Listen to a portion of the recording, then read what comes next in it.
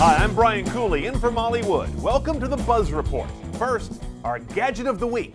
It's the brand new Palm Folio, sort of a thin client laptop companion to go with your smartphone. Initially, just trios. What it gives you is a big screen and a full-size keyboard for email, attachments, web access. It has its own Wi-Fi access, or it can borrow a connection off your 3G Trio. It has instant on and off, that's nice. It's thin and sexy, and most importantly, it scratches that itch that every smartphone user has felt when their screen is too small and their keyboard is too small. So why does this thing give me more trepidation than a blonde James Bond playing poker? Well, here's a few reasons. The battery life is just 5 hours. That seems rather little for a low-power device that has no hard drive. It doesn't run Office or anything like that. You have to press a button to sync the email from your Trio to your Folio. But what really gets me is that it seems to ask us to start carrying another device, at least part of the time.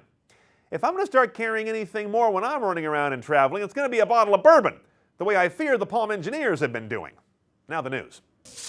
Microsoft's Windows Media Center hasn't exactly sparked a revolution in the living room, has it? So now they focus on just one piece of furniture, the table.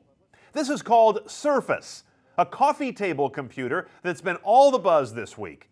Using a Fisher-Price-looking version of Windows, driven by a giant touchscreen with cameras under the glass, it can read barcodes and respond to multiple touches at once. You'll see it at T-Mobile stores where you'll use that instead of talking to a human to buy a phone. That could be a good thing.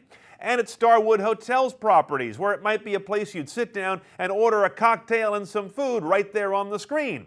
Kind of the digital version of one of those really unappetizing laminated menus. This all sounds very advanced, but I wonder this. Will the Surface have the correct touchscreen drivers and DLLs to recognize real-world inputs, like teenage punks carving their moronic tags into its top? Check out this buzzworthy tech, developed by a former doctor who before that was a real estate agent and a pizza chef, and came up with the technology while roaming around Mardi Gras in 1972. Sound like an IPO to you? It's called chromophones, a color alphabet that replaces each letter of the 26 with a unique color. Like this animated poem we're watching. L is red, U is light yellow, V is electric blue, which spells love, just not correctly. It is said that this technology would allow us to embed textual messages into any graphical image. So while looking at a Warhol print, you could also be reading your phone bill. Plus, things that are colorful already might take on unintentional new meanings, like this hot dog on a stick uniform. Let's decode it. Not taking the kids there anymore, are we?